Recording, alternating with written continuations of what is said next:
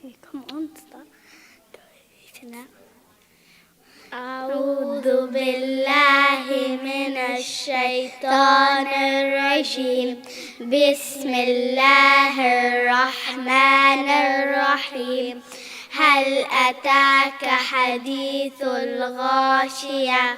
وجوه يومئذ خاشعة عاملة ناصبة تصلى نارا حامية تسقى من عين آنية ليس لهم طعام إلا من ضريع لا يسمن ولا يغني من جوع وجوه يومئذ ناعمة لسعيها راضية في جنة عالية لا تسمع فيها لاغية فيها عين جارية فيها سرر مرفوعة وأكواب موضوعة ونمارق مصفوفة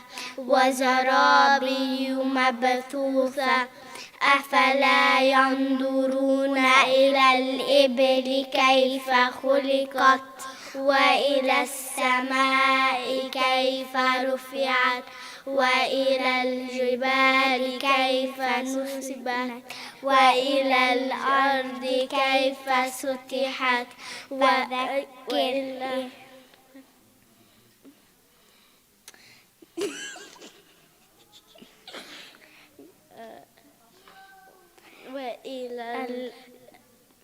وإلى الأرض كيف فذكر إنما أنت مذكر لست عليهم بمسيطر إلا من تولى وكفر فيعذبه الله العذاب الأكبر إن إلينا إيابهم ثم إن علينا حسابهم.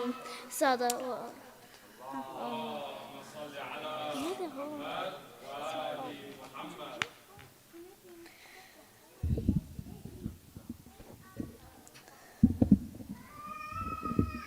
بسم الله الرحمن الرحيم. سبح اسم ربك الأعلى الذي خلق فسوى والذي قدر فهدى والذي أخرج المرعى فجعله غثاء أحوى سنقرئك فلا تنسى إلا من شاء الله إنه يعلم الجهر وما يخفى ونيسرك لليسرى فذكر إن نفعت الذكرى سيذكر من يخشى ويتجنبها الأتقى الذي يصلى النار الكبرى ثم لا يموت فيها ولا يحيا قد أفلح من تزكى وذكر اسم ربه فصلى بل تؤثرون الحياة الأولى والآخرة خير وأبقى إن هذا لفي الصحف الأولى صحف إبراهيم وموسى. صدق الله العلي العظيم. صلوات.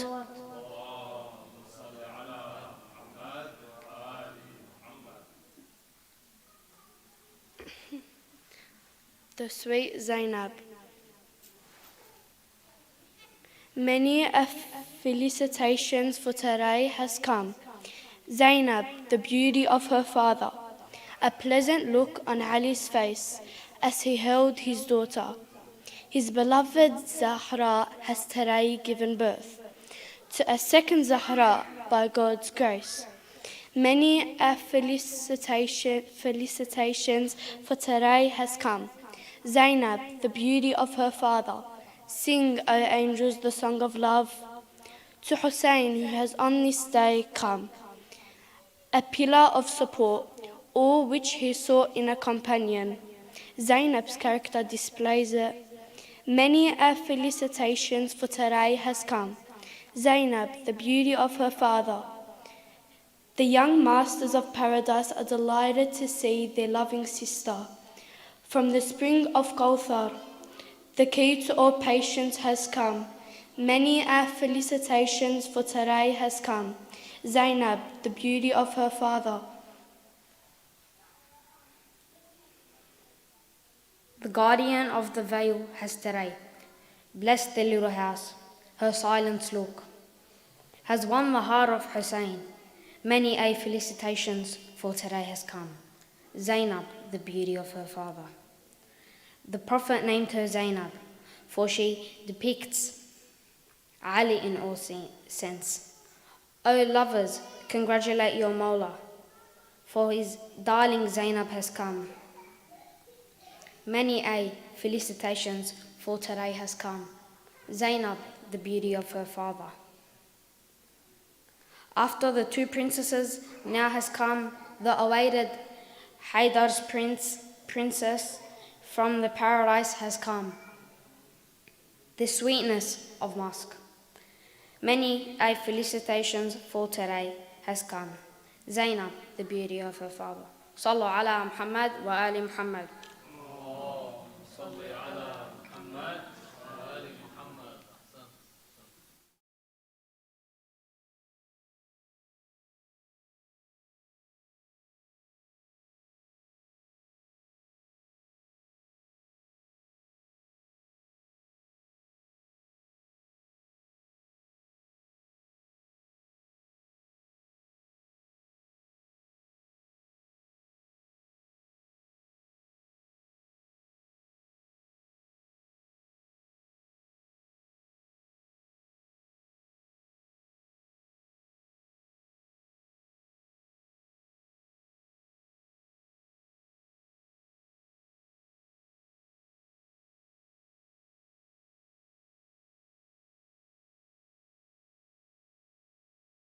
أعوذ بالله السميع العليم من الشيطان الرجيم بفضل الله بسم الله الرحمن الرحيم الحمد لله رب العالمين والصلاة والسلام على خير خلق الله أجمعين محمد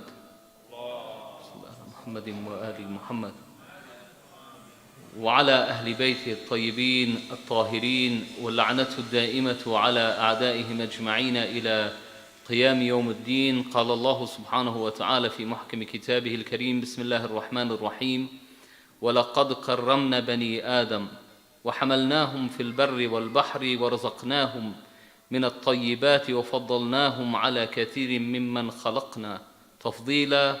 صدق الله العلي العظيم. صلوا على محمد وآل محمد.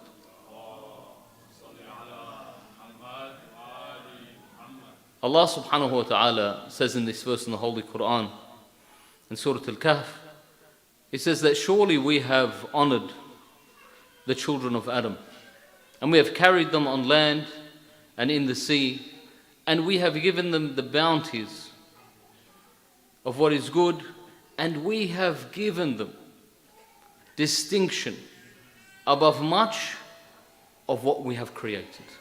The human being has this status on this earth that everything is subservient to him. Everything that has been created in this world is for his service.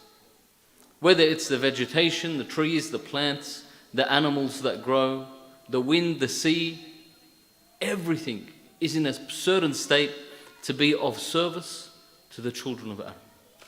On this evening, when we celebrate the birth of Sayyidah Zainab salawatullahi alayha, who was born on the 5th of Jamad al-Awwal, according to some narrations, in the year 631 AD, and she left this world on the 15th of Rajab, 681 AD. To learn about the life of Sayyidah Zainab salawatullahi alayha, we must put her in the correct context. And the correct context of the life of Sayyidah Zainab is to understand the value of our religion. What is the value of our religion? What's the price of our religion? What does it cost?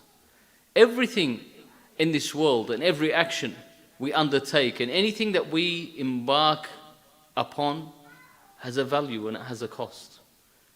And based on that value, this is the way that we are motivated to move to do something. We go towards something based on the value of it. This is how we are motivated. Otherwise, a human being would just sit back and do nothing. When we go to work, when we go to learn, when we want to save money, when we want to meet new people, it's based on some sort of need that we have. Now, when we look at these values and these things that we give value to, we look at what is the price of this thing, how much does it cost, how much is it worth. And this is where it's given its status on earth. We noticed very quickly that Bitcoin only held its value for a short while, and yet we gave it such a very high value, thinking that going to the future, this is going to be the new thing. Just like NFTs and the rest of it. But based on how valuable something is and what it's worth, we realize that this is the effort that is required to achieve this thing or to protect this thing. So when we look at the religion of Islam, the imperialists and the Orientalists used to call Muslims Muhammadans, Allahumma salli ala Muhammadin wa ali Muhammad, as in followers or believers in the Holy Prophet sallallahu alaihi wasallam. But we know that Islam goes beyond this, and it begins much earlier than this. Islam begins as the message of Allah subhanahu wa ta'ala, not just a message, but the purpose of creation. The purpose of this whole creation is about this religion, which is Islam. And that value of the religion Islam, Allah shows us time and time again, beginning with the creation of Nabi Adam salawatullah alayhi. And after the creation of Nabi Adam, we see through the Anbiya, Habil and Qabil. Qabil kills Habil. Why? For him to be able to be the Khalif, the vicegerent, the person that's carrying the message of Allah subhanahu wa ta'ala, the person who rules upon this earth. And we see with the Anbiya, as it goes down the chain, all of these prophets pay dear prices for the religion of Islam. The value is so high that we hear about people like Ismail, Nabi Ismail ibn Hizkil. There was a prophet called Ismail ibn Hizkil. That prophet was killed in such a manner that they skinned him alive. They took his skin off him while he was alive. And this was all for the religion of Islam to survive. Allah subhanahu wa ta'ala remembered him in the Holy Quran, and this prophet Ismail was killed in this manner. Ismail ibn Hizkil was killed within this manner, all for the value of Islam and for Islam to remain alive. Nabi Zakaria alayhi salam. Nabi Zakaria, who looked after Sayyidah Maryam, the manner in which he was killed, the people had chased him to harm him. When he ran away, he found a tree. So when he touched this tree, the tree realized this is a prophet of God. The tree opened up. He went inside the tree and it closed around him. The narration says that when he was in the tree, when the tree was closing around him, Iblis grabbed part of his cloak, and that cloak was hanging outside of the tree. So when they came searching for him, they saw a tree with a cloak hanging out of the tree. So what they did is they got a saw and they began to saw the tree in half. And in effect, they sawed Nabi Zakaria in half. And as they were sawing the body of Nabi Zakaria, Jibreel came down and told Nabi Zakaria, if you remain silent, you'll be counted as of the patient ones, min as-sabirin. And they say that Nabi Zakaria remained silent and he was killed in this manner. This is of the narrations. Nabi Yahya alayhi salam, who objected to the crimes that the king of the time was doing. And so they decapitated Nabi Yahya. They cut his head off. This is the way that they murdered him and killed him. And yet all of these Anbiya gave this sacrifice to say that the value of this religion is much bigger than this. Until we get to the final prophet, Rasulullah Muhammad sallallahu alayhi wa sallam. Allahumma salli ala Muhammadin wa ali Muhammad. We see that our prophet says, Ma udiya nabi mithla ma udit. That no prophet was harmed the same way that I was harmed. And you see that the Prophet sallallahu alayhi wa sallam was harmed worse than the other prophets. Why? Because the Prophet was harmed not just through him, but through his Ahlul Bayt as well. to the ones who are nearest and dearest to them. The ones who were nearest and dearest to Rasulullah, these were the ones that were harmed. In fact, the Holy Prophet, from the beginning, understood what was to be the fate of his family. He said to the people, this is a narration that's been narrated many a time, that every prophet has their lineage through themselves, but I have my lineage through Ali alayhi salam. So the lineage of Rasulullah comes through Imam Ali alayhi salam. Fatima al-Zahra, al-Hassan, al-Hussein, Sayyidah Zainab, all count as the lineage of the Prophet. They count as the lineage of the Prophet. When Sayyidah Zainab, when Fatima al-Zahra was pregnant with Sayyidah Zainab salawatullahi alayha, all of the pregnancies of Fatima al-Zahra were difficult pregnancies. Why? Because every parent, a mother, what makes her happy about her pregnancy? Because she knows in her head, she has these hopes that this child is to be born, healthy, will live a long life. I can't wait to see him as a father, as a parent, as a husband, or I can't wait to see her as a wife or a mother. I cannot wait to see them as grandparents and to grow up and to live a wonderful life. Whereas Fatima al-Zahra knew with each child what the fate of that child was. Imam al-Hassan alayhi salam, she knew what the fate of Imam al-Hassan would be. Imam al-Hussein, imagine carrying a baby where you know that he's going to grow up, but I can't even have that hope that when he grows up he's going to live a life, because Allah subhanahu wa ta'ala has decreed him to play a particular role, a specific role in carrying and preserving the value of the faith of Islam. It's difficult when you think about it. It's actually very hard. So when Sayyidah Zainab salamullahi alayha, when she was born, we have many traditions. Of the traditions was that Rasulullah sallallahu alayhi wa sallam had entered the Medina. He was outside of the Medina when she was born. He had come back and entered the Medina, went to visit the house of Fatima salawatullahi alayha, as he would always do. When he returned from a journey, he would visit the house of Fatima, and before he left, he would visit the house of Fatima. He enters and he tells them, bring my daughter to me. So they bring him Zainab, and the hadith says that he brings Zainab to his chest, he puts his cheek on her cheek, and he begins to cry. And he cries so much. And so they ask him, Ya Rasulullah, this is a happy occasion. Why would you be crying on the birth of Sayyidah Zainab? He says, for what Zainab will see after this, when she grows up, this is what I cry about. There will come a time for Sayyidah Zainab where she will go with utmost difficulty. Why? Why was it something that was just accepted? Why did the Prophet just cry about it and know it was important? That he cried for the difficulties she would go through, but he understood that she was going to be part of the mission to uphold this message that had come from Allah, this system of life, this way of life. So when we look at our religion of Islam, not to look at it and say, oh, this is my forefathers. If I was born in China, I would have been a Buddhist, and if I was born in Japan, I would have been Shinto, but I was born in Lebanon, or I was born to Australia, to Lebanese parents, so therefore I am Shia. No. This religion didn't just come down today. This religion is a religion based on sacrifice. Just so you understand and know the importance of the religion that you were upon. This is a religion that was brought down to you not via email, nor did you connect to it on the cloud drive. This religion was brought down to you through blood and suffering. That the people that bore and held this religion were killed. They were tortured. They were harmed. I know that today we celebrate the birth of Sayyidah Zainab salawatullahi alayha. But even the meaning of celebration has taken a different meaning. The meaning of happiness, the definition of happiness, has taken a different meaning of what it's actually supposed to mean. Is it not a time of happiness when we learn something new? When we advance within our soul? You guys are talking too loud. The ladies upstairs, can you please stop talking? You're in a masjid. Within the masjid, Allahumma salli ala Muhammadin wa ali Muhammad. A masjid has special rules. Of the rules of the masjid is that you shouldn't speak about worldly affairs when you're in here. The hadith says if you speak about worldly affairs in the masjid, then your good deeds get eaten away like the fire of hell eats timber.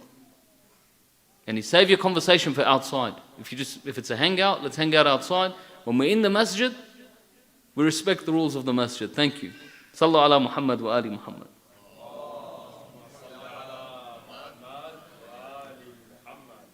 So when we come back to the religion of Islam, the value of the religion of Islam, we see this value from the sacrifices that were made from these creations of Allah subhanahu wa ta'ala, who are the best of creations, to give us an understanding of what the value of this religion is. Which brings us to the second point. MashaAllah. Sallallahu ala Muhammad wa ali Muhammad. Allahumma salli ala Muhammadin wa ali Muhammad. The second point is when I realized the difficulty it took for this religion to reach here, for this religion to come to me, how I should respect this religion. That's one. Two, I have to look at my life and say, what is my goal in this life? This is very important for us, especially for the youth, for the young ones. What am I going to do in my life? People ask me, I'll say, oh, wait till I finish school, I'll decide what I'm going to do. When I finish high school, I'll see what uni accepts me into what, and then we'll see what happens. Or, wallah, I want to be a builder and drive around a four-wheel drive of some sort, a wild track. And the thing is, this is the way that they look at it. They're unsure. What we need to look at is have an actual conversation with ourselves. Talk to ourselves and say, what is it that I want to do? I want to be successful. What does success mean? We need to understand this. I'll tell you why. Everyone in life, you want to be loved. Better than being loved is giving love. And better than someone being kind to you, it's better for you to be kind to someone else. People who know this are people that are parents. They understand. They enjoy giving love more than receiving love. But truly we look at it and we say, I want to be loved and respected. I want to belong. And this is one of the most important things we have as human beings. If you think about it deep down, when I go and buy that expensive handbag, that really expensive handbag, it's just me saying, please love me. Please accept me. And then when people see me, I want them to say, oh, you've got a, what's it called? Yeah, I do have a what's it called. Well, my husband got it for me. I didn't say a word. The last 12 months I've been eating his ears about it, but I didn't say anything. And this is what he got for me. Look at me. Same thing. When a man goes and buys a nice sports car or buys a nice car, generally, deep down, that's what he's saying. Love me. I want to belong. I want people to say, oh, this is cool. You have a... He didn't build the GTR. He bought it. He didn't build the convertible car. He bought it. Worked hard with his money and he bought it, understood. But the main purpose behind it is that. Deep down. I know maybe you're hearing this and you're saying, oh, maybe that's how you feel, Sheikh, but we don't feel this way about it. Truly, deep down, this is the psychology behind it. And this is the same reason we wear what we wear. Perhaps there's a difference in quality, a slight difference in quality of clothing, but clothing that has some sort of brand name or some sort of mark, or it looks like the clothing of somebody who is popular or a sports star or an athlete or a singer or an actor, and we try and wear the same thing because then people will like me. If I buy these sneakers, for example, then people will like me. Whatever it is, this is the way we look at it. We need to understand that at the end of the day, you can't please all people. Because we see when somebody has a very expensive handbag, most people just get jealous. Or they say, you know what, it's probably fake. When we have a really expensive motor vehicle, what do people do? What do people think about Mehdi? What do people think about people that drive convertibles? What do people think about people that are driving really nice cars? A nice Beamer or a nice Merc. How often does someone come past and go, this guy must be so cool, he drives a Merc, right? They say the opposite. Look at this, driving a Merc, right? This is the way they look at it. Or the ongoing joke, BMW drivers don't know where the indicator is because they never indicate, they just jump into the lane. Or they get frustrated if you come in front of them because they seem to have more right on the road because they paid a couple of $100,000 for a car and your $5,000 car shouldn't be on the same road that they share. They forget that you pay the same amount of reg.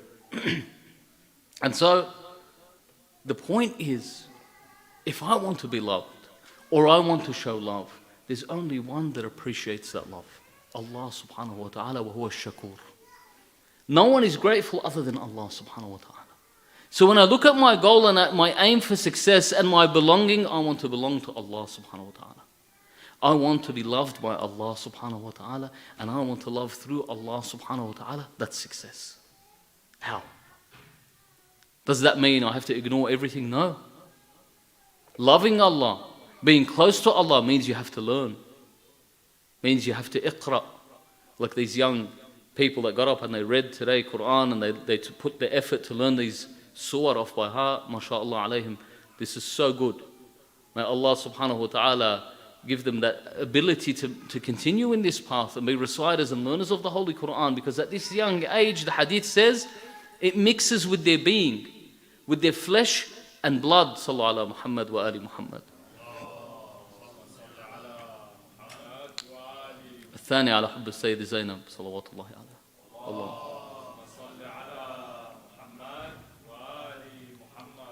It mixes with their flesh and blood. It becomes a part and parcel of them. This is excellent for these children to learn the Holy Quran at this age. And that I do need to learn about my religion. I need to learn about my faith. I need to gain a degree of understanding. But ultimately, this is the true sign of success, and I will tell you why. The reason is that no matter how much money we make, and money is good, it's not a bad thing. Are you allowed to be rich in Islam? Yes, you're allowed to be rich in Islam. This is a bounty Allah gives upon you to spend in the ways that are correct, halal, on your family, on things that are halal. This is excellent. It's not an issue. But all of that money is useless. We hear people that say, for example, I say that I have all this money, but when I die, I want 40% to go to this son, and I want 20% to go to charity. All that talk is nothing. In Islam, it's gone. Once you die, the earth, the way the earth is separate, is split, that's how it's going to be split. The males get twice the amount of the females, the wife gets an eighth, so on and so forth. This is the way that it gets split up. The way Islam splits it up, unless they give it to you before they die. Giving to charity, same thing. All of that disappears. Even if, for example, I gain credentials to whatever level.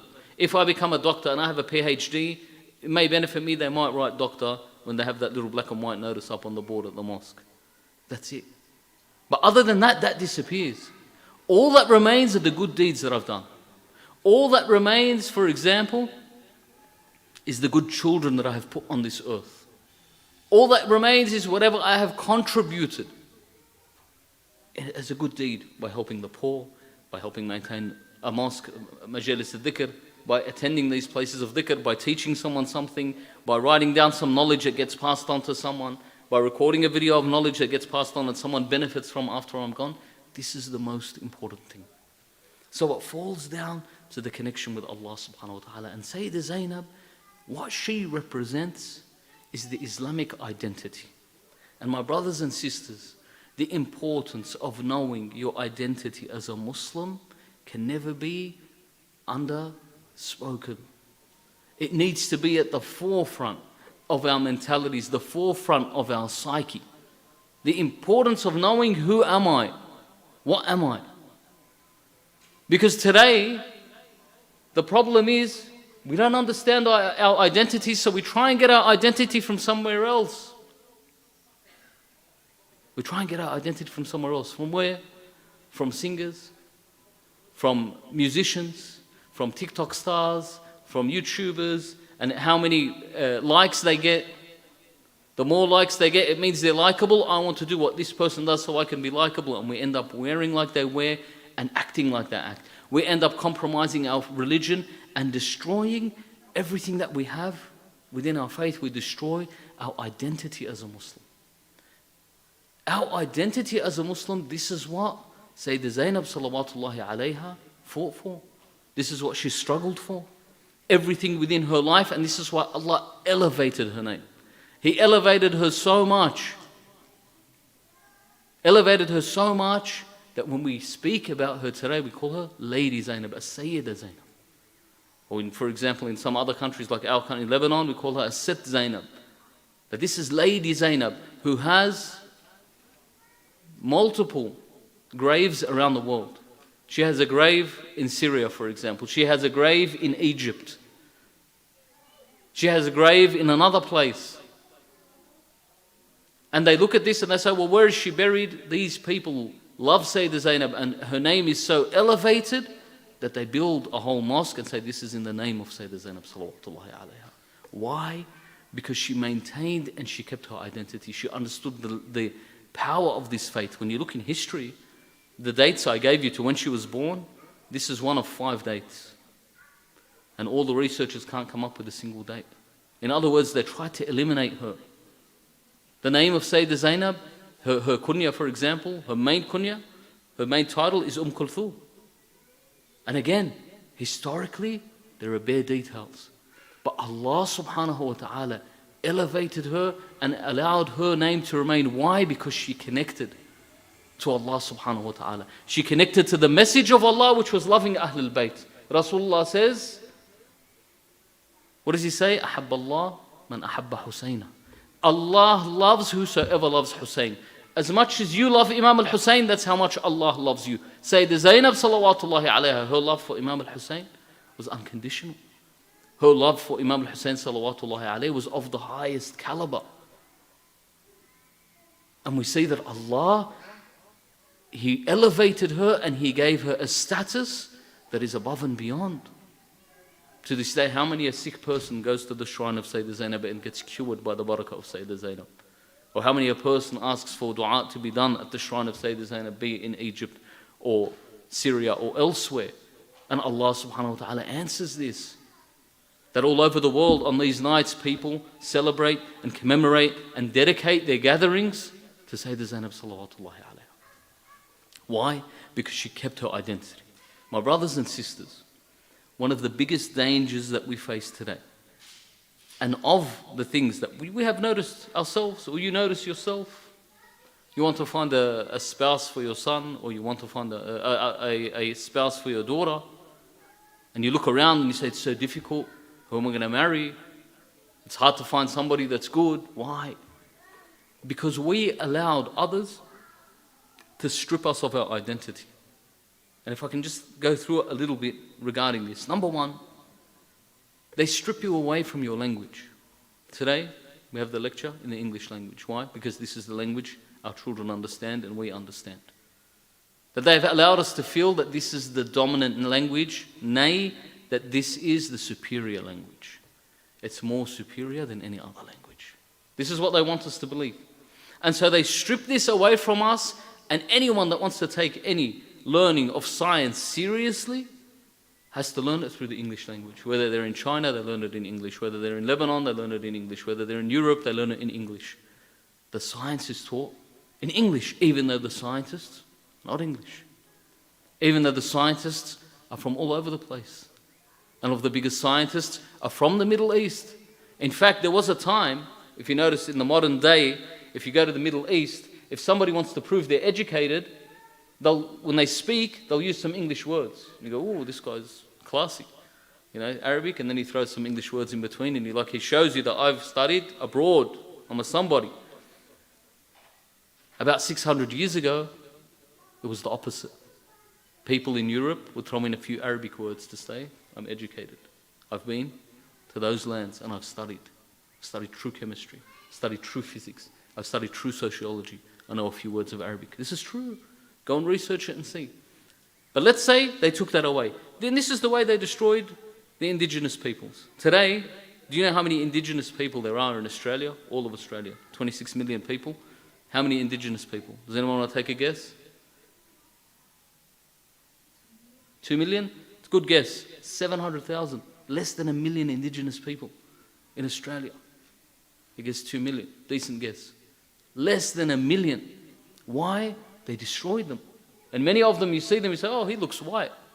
But he says he's indigenous, of course, because he is.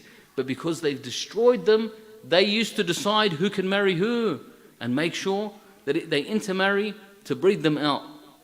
They used to decide that you're not allowed to speak, if you wanted to be treated like a normal citizen, you're not allowed to speak your original language. You're not allowed to go and speak with your tribesmen. This is cultural imperialism. That they go and they take away your language. This is part of destroying the identity. Furthermore, they show us that English literature, English film, movies is superior to anything else. Whereas when you look at Hollywood, honestly, if you have a look at the storyline of all of these Marvel movies, it's the same storyline. The exact same storyline. Nothing changes.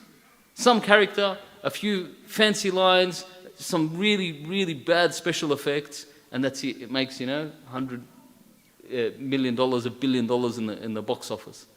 And they make this killer money with this shallow, meaningless film with bad writing, even worse acting, and yet it's everywhere.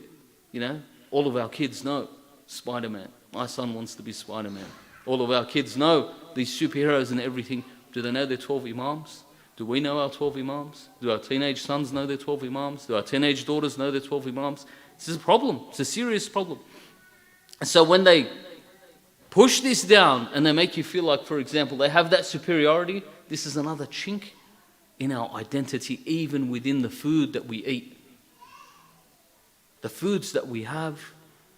And when I say this, I'm not talking about, I'm not being a nationalist and saying Arab food is superior or Lebanese food is superior, even though it is.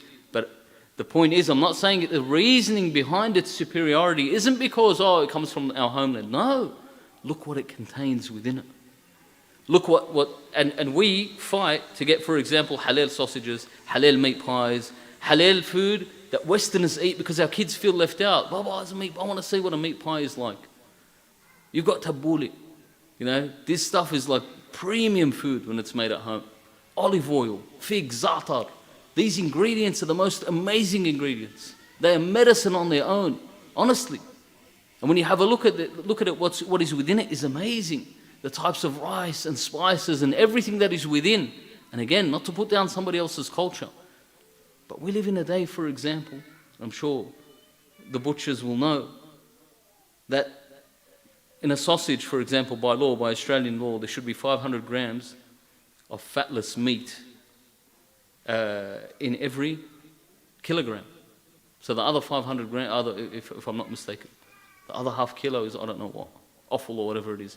In a meat pie, it's 250 grams per kilo. So 25% has to be meat. What's the other 75%?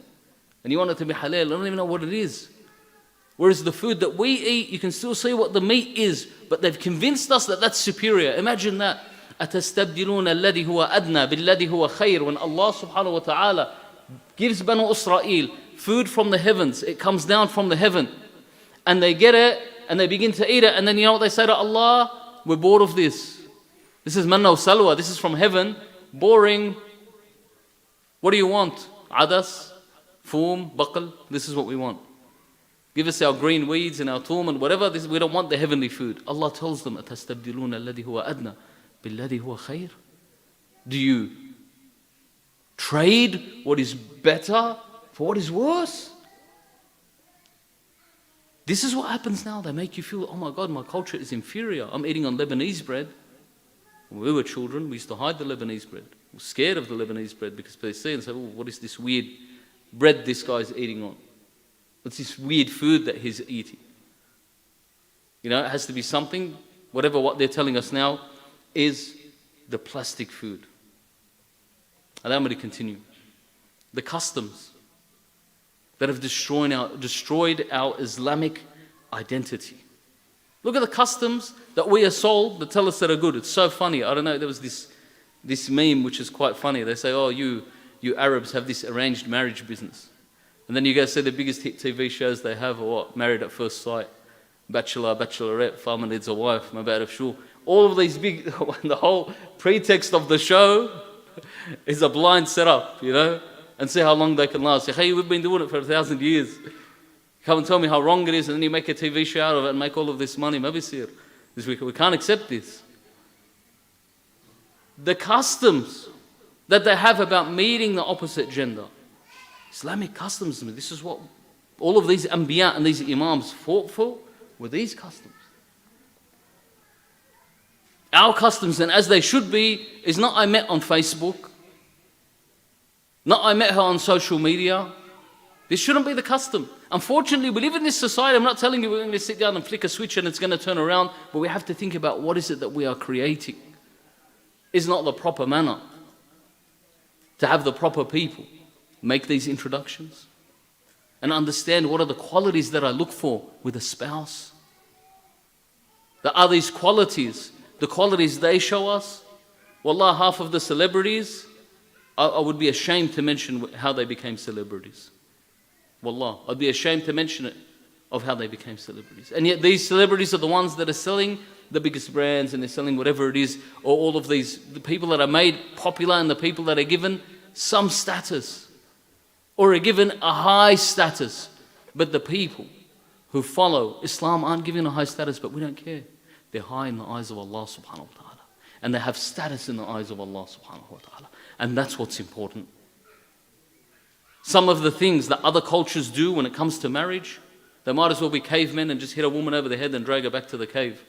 But instead they say, no, you're the cavemen, because you have to meet under certain conditions. Really? Well, we're not the ones that put keys in a bowl and then a woman picks out a key, and depending on which key she picked out, this is who she goes home with that night, and then decides based on that the next day if they're going to stay together or not. Does this sound normal to you? It's not normal, it's irrational, but this is what they show. And most important, the first thing that they crack on is our hijab. The hijab and the dress that we wear. The hijab, particularly of our sisters. And this is the most important thing that we need to look at. Why? Because this is the biggest thing that Sayyidah Zainab salawatullahi alayha stood for. And this was the hardest thing that Sayyidah Zainab salawatullahi alayha had to go through. And on the birth of Sayyidah Zainab, when we remember this role model, we see that this was the most important thing. You might see it as something small, but it's not, it's something big. Because we look around today, we don't have hijab, it doesn't exist. Within the schools, they tell them, they teach them, and we're weak. We don't stand up to this sort of thing. That they'd rather have someone that's a non-hijabi representing the school than someone that is a hijabi representing the school. And if she wears hijab, she has to compromise her hijab. For example, inshallah, I won't take much longer. Sallu ala Muhammad wa ali Muhammad.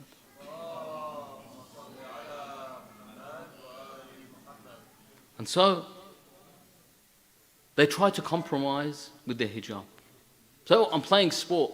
What are you going to do if you're playing sport? I'm going to wear skins, and then on top of the skins, I'm going to wear shorts, and I'm going to wear a shirt. But my legs are going to be fully shaped out, my arms are fully shaped out, and I'm playing footy, or I'm playing soccer. La hawla wa la quwwata illa billah. What is this? Where did the hijab go? Oh, but they have to play sport. Yeah, no one said they have to dress like that to play sport. Today, this evening, I was looking at some studies. One of the studies that I found, this is a study that was recently done, I believe in the University of Toronto, and it was published in June 2020. It says the impact of athletic clothing, style and body awareness on motor performance in women by Elizabeth Cox et al., a few other researchers. So what these guys actually did is they got a group of women aged 18 to 35. And with these women, randomly, some of them, they made them wear tight, revealing clothing, represented as TR. And the other one, they made them wear loose and comfortable clothing, represented as LC. And then they told them that the exercises that you are doing, you must watch how your body movement is. This is important for your motor skills. So they did that on purpose, because this is what they're trying to work out. And then they made them do all these exercises, and they watched performance, and then they let them do some academic things to watch their ability. It's a study, you can find it easily online if you just Google impact of athletic clothing. And so, with their findings, this is what they find. There is evidence that women who are more aware of their bodies perform worse on cognitive tasks than those who are less aware of their bodies. Okay. Continues to talk about, for example, compared with women wearing loose and concealing clothing, and women wearing tight and revealing clothing perform worse on tasks and demands a greater allocation of cognitive resources, including tests of working memory, attention, and academic achievement. That's one. But with the other one, they tested their actual athletic ability. Wearing tight and revealing clothing gives you no advantage. So my brothers and sisters, why are we sold this? This is just one study. There's heaps of studies out there on this. Why are we sold this? Even academically, they can't achieve better. Why? Because even though we think that it's men who have more attention at gazing on women who are dressed scantily, it's the women themselves that have more attention on their own body and scared how others will look at it. This is why they're saying it uses so much cognitive matter. That's then the summary of what has been found within this study. And yet us, when we destroy this, where's our identity? And how many are Muslim do you meet and you talk to and you don't know they're a Muslim until it gets to that question? Oh, I'm actually a Muslim. You're talking to them normal and then you accidentally slip and inshallah or alhamdulillah, and he says, oh, I'm Muslim. Oh, really? And how many a sister is like that? Because she's dressed exactly like the opposite. That she's lost and destroyed this identity. What we have is a beautiful identity and a beautiful culture. And on this evening when we commemorate the birth of Sayyidah Zainab salawatullahi alayha, the highlight of the life of Sayyidah Zainab is her connection to Abu Abdullah al-Hussein salawatullahi alayhi. And the cream of the life of Sayyidah Zainab is her actions within Karbala. Too many things to mention. But all of this that we hear about, and all of this that we cry about when we remember Sayyidah Zainab, and you remember her with her brother Abu Abdullah al-Hussein, when there was no one left, and she was the one that brought the horse to her brother, so her brother could go out into combat. Sayyidah Zainab salawatullahi alayha mounted a small hillock in Karbala, and it's known as At-Tall al-Zainabiyya, because she stood on it once and said one word from it. Sayyidah Zainab salawatullahi alayha is the one that after seeing all of this from the strength of her faith was able to stand next to the body of her brother and say to Allah subhanahu wa ta'ala, Allahumma taqabbal hadha al-qurban min al-Muhammad. Oh Allah, accept this offering from the progeny of Muhammad sallallahu alayhi wa sallam. Sayyidah Zainab maintained this because she was strong with her identity. Sayyidah Zainab went through this suffering and this hardship for the life of this identity. And you think about this, we turn around and say, oh, I need to learn. Yeah, of course, no one's saying you don't have to wear hijab if you want to learn. You're not accepted by this, it doesn't matter. You're accepted by Allah subhanahu wa ta'ala, and Allah subhanahu wa ta'ala will make sure you can achieve. The problem comes in when it's just one person. But this is because we're not raising our children right. This is because we're not carrying the message correctly. All of us, everyone, myself being first and foremost, to carry and bear that message correctly, to preserve the identity of Islam, to be part of what they lived and what they worked for. Allah subhanahu wa ta'ala tells us in the Holy Quran, He says, قُلْ هَلْ نُنَبِّئَكُمْ بِالْأَخْسَرِينَ أَعْمَالًا. Shall I tell you of the ones who are the biggest losers? He says, الَّذِينَ ضَلَّ سَعْيُهُمْ فِي الْحَيَاةِ الدُّنْيَا وَهُمْ يَحْسَبُونَ أَنَّهُمْ يُحْسِنُونَ صُنْعًا. The ones, should I tell you who the biggest losers are? The ones who have wasted all their efforts in this worldly life and they think they're doing the right thing. So the ones that are, for example, wearing half hijab, and they think, oh yeah, I'm a hijabi, I'm a good person. But your hijab is not correct. Whose hijab is it? Is it the hijab that was taught to us by the Holy Prophet and his progeny? Or not? Then whose hijab is it? And this is the same thing with the brothers. It is incumbent upon us to learn our prayers. It's incumbent upon us to learn our wudu. It's incumbent upon us to preserve and strengthen our identity as Muslims and not to look like non-Muslims. In every shape, way and form, in every aspect. In the ways we do our hair, in the way that we tattoo ourselves, in the way that we wear jewelry, all of these things that we do, it plays a role. Every single thing plays a role. I'm not trying to hit on anybody, or I'm not trying to be specific to any person, but it's to all of us as an ummah, all of us as a community, all of us as a society on these days where we celebrate the birth of Sayyidah Zainab salawatullahi alayha. This is what we remember. We remember that what did she give and what was it for? Was it because of her brother? No. No, it wasn't. It was because of the religion, and that's why she put up with everything. She understood the weight and gravity of what was being passed on. We ask Allah subhanahu wa ta'ala to hasten the reappearance of our holy Imam, Ajala Farjul Sharif.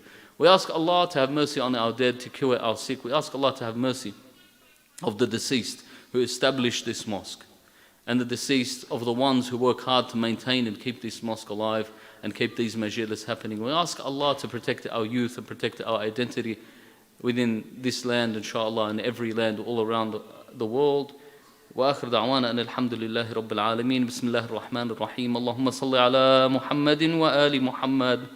اللهم كن لوليك الحجة ابن الحسن صلواتك عليه وعلى آبائه في هذه الساعة وفي كل ساعة وليا وقائدا وناصرا ودليلا حتى تسكنه أرضك طوعا وتمتعه فيها طويلا برحمتك يا أرحم الراحمين. وإلى أرواح المؤمنين والمؤمنات وأرواح موتاكم جميعا رحم الله من قرأ الفاتحة وأهدى ثوابها إليهم مع الصلاة على محمد وآل محمد. اللهم صل على محمد وآل محمد.